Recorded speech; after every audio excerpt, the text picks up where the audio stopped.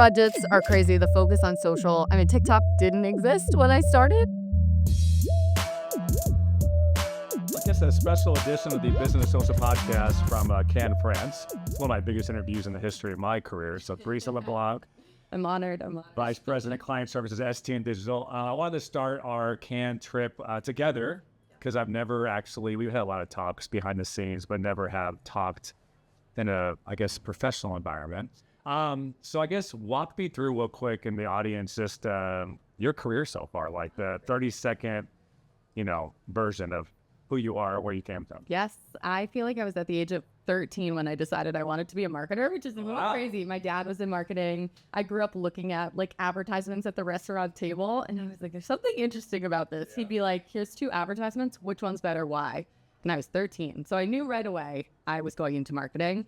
I knew the agency life was really interesting to me, or like the variety of. I didn't know agencies existed until I was like 21 at the legs. No, I was like hyper focused. I'm an oldest daughter. I knew what I wanted. Yeah, I wasn't marketers. Yes, exactly. And then started my career at a bigger agency working for Dunkin' Donuts, kind of on the email side, loyal marketing, looking at their loyalty program, and then relocated to San Diego, found a new home. 7 years. Yes, 7 years ago with STN.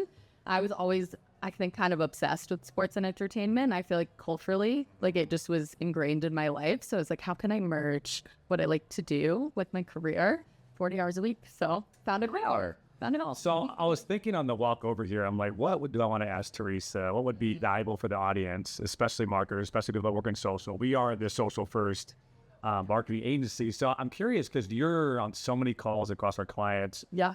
Big streamers, sports networks like ESPN, NBC Sports, Team.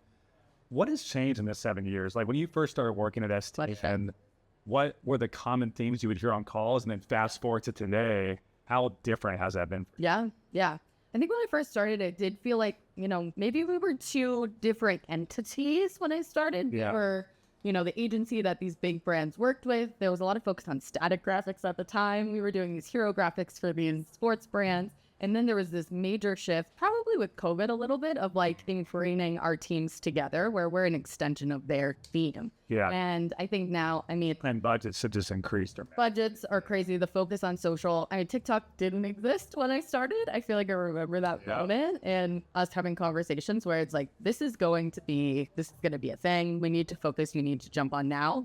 There's been other platforms coming in since then. Kind of been gone. But I think now everything's so video forward is really what we're talking about day to day and how it can be an extension of our clients' team. There's so many people, I think, in your life, but also that you've crossed paths with STN, that there's a special mindset, I think, for working at an agency that you have to be built for. You have to love not working on the same client and being able to just be super nimble. Yep. What does that person look like? Because you've seen a lot of people come through agencies and fail on both before STN and current STN. What's the makeup that makes that work? That's a great question. I feel like for me, you have to be really focused on growing and changing, and you have to be excited for change. Yeah. For me is the biggest thing, and when change comes your way, you have to jump into the deep end. Well, that's like, too, like when TikTok ban was going through, it's like, well, RIP Vine, it went from Facebook Live and all these things that meant so much in our world, and they literally go away 6 months later. So almost like not romanticizing the way you create content. Yeah. And I know you've seen that too. Yeah. I think like you build your own routine, but honestly, the routine is a lack of routine. Yeah. Every single day is different. That has to Change is constant. Yeah, I think that has to be exciting. And when TikTok comes out, you feel like, I'm freaking stoked. I'm going to dive into this today. But I think a positive attitude and like happy where you are. I think in the agency world, you have to like who you work with. You have to be. I've seen certain people, whether it's at STN or other agencies too, where it's like, I just got in my routine. I just figured out this recipe and now it's changing. And welcome to social in general, like algorithms are changing. Yeah. I used to say every 3 months, probably changing every week at this point. Yeah. Adam Basseri will come, head of Instagram will come and say, hey, now, this is more about shareability, discoverability. And I think really what you and I think have really geeked out over is let us be the expert for our clients. They don't have to. Because unless you're a practitioner, this stuff is so nuanced that it can be extremely difficult for a CMO at a major brand to be like, wait, what's the TikTok algorithm doing? We have to tell their bluff too. Like sometimes something's trending that week, but we have to be like, it's only going to be here for 2 days. It's going to shift shortly after. Maybe we can skip this one because there's something more meaningful coming. Hey friends, quick favor. Can you please like this video and subscribe to this channel? If you get any value from this episode or the show in general, we'd really, really appreciate it. Back to the action. What's the hardest thing? You're a vice president. You kind of worked your way up to be an executive at a company. There's a lot of people that want to be in your position. What's the hardest thing you had to learn in order to be ready for that? I mean, you've overseen 50 people in a department, right? So it's a different ballgame. I mean, I think right now our focus is radical candor, right? I want the people around me to really grow with me. I think I found that giving feedback, giving coaching, it's actually a sign of respect for people. And I think it helps them know where we're heading. We can all march in the same direction instead of maybe going down a different path. And I think we've recently really started applying that to our client relationships too, right? In a respectful way is how can we share what we're seeing, tell them when maybe their marketing strategy is actually a little outside of where we'd recommend them, and do it, with grace and a good place. I was asked this at a conference recently, and first of all, the whole idea of, I think some people that didn't grow up on social, followers is a vanity metric. That's something that we get brought up a lot as well. But this whole idea of your network is your net worth, and you can't possibly know everything. You can't possibly be a practitioner. And you see this too in your role. You can't be on TikTok every single day, but we have people that are, and they can let you know, trust me, in Gen Z, this is crushing right now. This is a funny trend. I missed the whole SpongeBob era. So all those memes don't make sense to me, but I trust you all that it can work. So I feel like that's a common theme, where not having the ego where it's anybody can teach me anything up and down the chain. I've always said, I don't want to be the smartest person in the room. If you are, that makes me feel in the rocky room. Truly, I think even in the seat I'm in, there's people we're learning from every single day. And that's what helps us grow and keep, gaining momentum.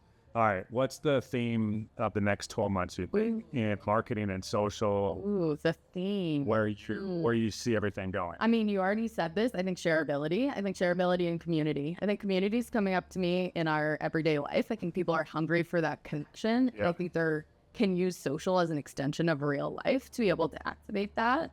So I think by having something, really shareable, you're creating that community for your fans. I had this analogy. I'll see if I don't know if I shared this with you, but my analogy when it comes to not all engagements are created equal. Yeah. And I said this on the podcast recently, that a like on social now is such a passive engagement. Definitely. If it's your birthday, if I text you happy birthday, that's the equivalent of a like. Yeah. Now a comment is the equivalent. Yeah, the comment is if I hand wrote you a note, wow, that was so nice of David to take the time to handwrite. The save, in my opinion, is I actually go out and shop for you and ship you a gift that you get on your birthday. And the share, or the DM, is the equivalent of I show up in person on your birthday, hand you the gift, and then go to dinner with you.